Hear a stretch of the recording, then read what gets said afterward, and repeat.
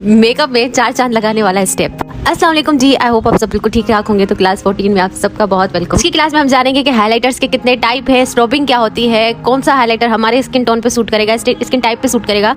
ये सारी चीजें आज के क्लास में हम डिस्कस करेंगे ताकि आप कभी भी कोई भी चीज गलत से इस्तेमाल ना करो, क्योंकि यही स्टेप है जो आपके मेकअप में 4 चांद लगा भी सकता है और अंधेरा भी ला सकता है। सो हाइलाइटर्स क्या होते हैं और हाइलाइटर्स को किस तरह से यूज किया जाता है, क्या टाइप्स हैं हाइलाइटर्स की और मार्केट में कितने आपको मिलते हैं और आप कौन सा यूज कर सकते हैं।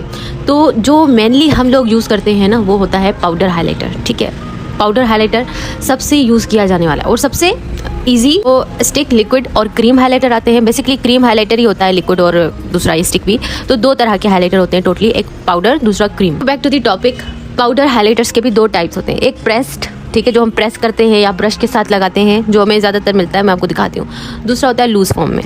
अब ये लूज फॉर्म में जो हाइलाइटर होता है वो पहले ज़माने में यूज़ किया जाता था, लेकिन आजकल उसका कोई इतना खास फैशन नहीं है। लेकिन आज भी आप उसको यूज़ में ला सकते हो। वो कैसे, वो मैं आपको बताऊंगी। ठीक है, ये जो पाउडर हाइलाइटर्स होते हैं ना, ये ऑल स्किन टाइप के लिए होते हैं, यानी आपका जो भी स्किन टाइप है यू कैन यूज़ देम। जो स्टिक हाइलाइटर्स होते हैं वो ड्राई स्किन पे ज़्यादा सूटेबल रहेंगे, लेकिन सारे स्किन टाइप वाले यूज़ कर सकते हैं। ठीक है, मैं फिर से बोल देती हूँ बहनों, इस चीज़ के झंझट में मत पड़ना, ये इस पे उस पे, ये जस्ट मैं आपको नॉलेज के लिए बता रही हूँ। ठीक है ना। उसके बाद लिक्विड हाइलाइटर ऑयली और ड्राई दोनों पर यूज़ की जा सकती है, बाकी कॉम्बिनेशन नॉर्मल पर यूज़ की जा सकती है। लूज हाइलाइटर होता है वो इस तरह से आता है, इस पैकेजिंग में आता है। ये ना अक्सर सैलून्स में यूज़ किया जाता है। पूरे मुंह पे जब हम हाइलाइटर लगाते हैं ना तो वो अच्छा नहीं लगता, और इसके जो पार्टिकल्स होते हैं वो बिल्कुल फाइन नहीं होते, चंकी सा होता है और अजीब चमकता है चेहरा। यानी मैं इसको प्रेफर नहीं करती।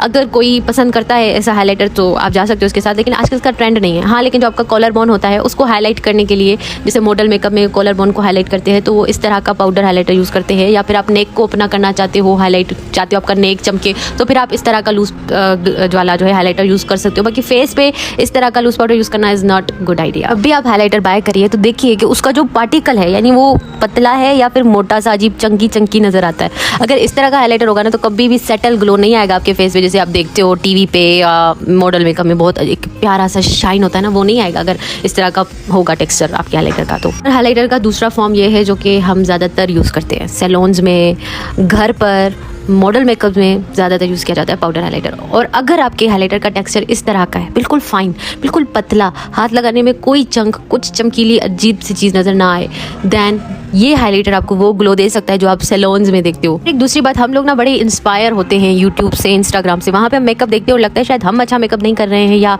हमें आता ही नहीं है मेकअप करना। इनका तो इतना सेटल, ग्लोई और बिल्कुल ब्लर इनका सारा फेस लगता है, कोई टेक्सचर नहीं होता इनके फेस में। हम तो मेकअप करते हैं, टेक्सचर आता है, इसे कैसे होता है, मतलब ये क्या करते हैं कि इतना अच्छा मेकअप होता है।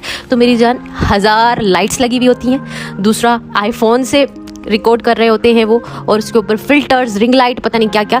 तो इस चीज़ से धोखा मत खाइए। मेकअप में आपके फेस का टेक्सचर दिखता है, कभी भी ब्लर नहीं होता पूरा। उसके बाद फिर बारी इस तरह के इंटरफेरेंस जो शेड्स होते हैं, ये ज़्यादातर आईब्रो बोन पे यूज़ किए जाते हैं, लेकिन आप इनको भी एज अ हाइलाइटर यूज़ कर सकते हो। ये बहुत ही आपको सटल सी शाइन देंगे। आज की जो कहते हैं ब्रशेस की जो हाइलाइटर के लिए यूज़ किए जा सकते हैं, वैसे तो मैं कहती हूँ फिंगर्स बहुत ही मस्त हैं, इनसे ज़्यादा अच्छा ब्रश कोई नहीं हो सकता नेचुरल।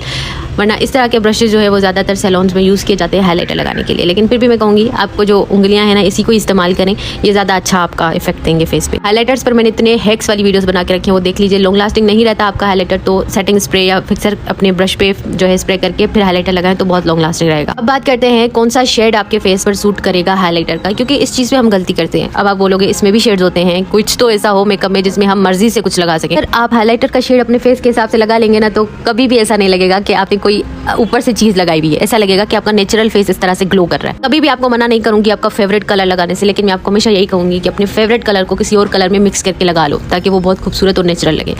लाइक ये जो शेड्स हैं ये बहुत नेचुरल लगते हैं फेस पे, लेकिन हम ज्यादातर क्या करते हैं, सिल्वर उठा के लगा लेते हैं फेस पे, बिल्कुल सिल्वर, जिसके बाद थोड़ी देर के बाद फेस ग्रे लगने लग जाता है। मैंने कुछ शेड्स बनाए हैं स्किन टोन के अकॉर्डिंग, जैसे मीडियम, फेयर और डस्की, डार्क या डीप स्किन टोन होते हैं। अगर आपका मीडियम है तो आप शैम्पेन लगाएं, आप light pink, dull gold skin tone ये वाले कलर यूज कर सकते हो हाइलाइटर के। फेयर है तो सिल्वर भी लगा सकते हो, व्हाइट, गोल्ड, पिंक भी लगा सकते हो।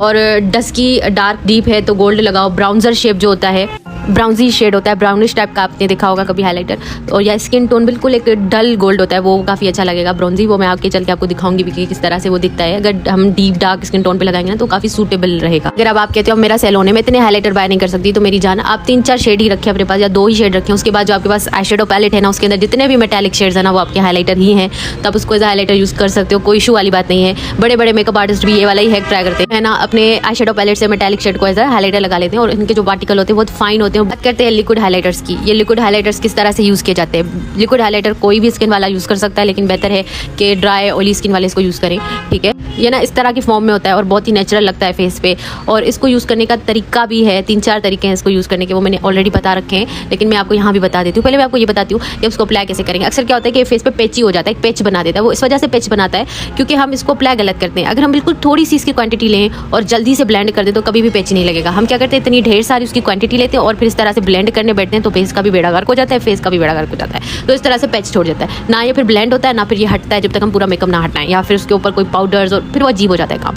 तो कभी भी ऐसे नहीं करना। आपने हमेशा थोड़ा सा पी साइज इसका लेना है, अपने हाई पॉइंट्स पे आपने इसको लगाना है। ये इल्यूमिनेटर है, ठीक है ना, this is called illuminator. Illuminator और हाईलाइटर में यही फर्क होता है कि हाईलाइटर कैन बी बिल्ड, मतलब हम उसको लगाएंगे थोड़ा सा तो हम दूसरा भी लगा लेंगे तो कोई फर्क नहीं पड़ेगा, लेकिन हम उसको इतना ज़्यादा लगा लेंगे ना तो एकदम तबाही मचा देगा। इल्यूमिनेटर बिल्कुल बल्ब की तरह आपका जो है चेहरा रोशन कर देता है। जहाँ पर आप लगाओगे वहाँ पर ये बहुत पिगमेंट देता है, तो इसलिए इसको बहुत थोड़ा यूज़ करो, because it is illuminator. Illuminator mean आपके फेस को बहुत ज़्यादा चमकीला बनाने वाला, ठीक है। एक आसान ज़बान में बता रही हूँ। तो यूज़ करने के तरीके हैं डिफरेंट। आप इनको बेस में मिक्स करके यूज़ कर सकते हो, अगर आपसे हैंडल नहीं होते बेस में मिक्स करके यूज़ करो, या बेस अप्लाई करने से पहले अपने हाई पॉइंट्स पे, वो मैं आगे चल के स्ट्रोबिंग का तरीका आपको बताऊंगी, लगा लें। वो जो ब्रॉन्जी शेड में बता रही थी ना आपको, वो ये वाले शेड्स हैं।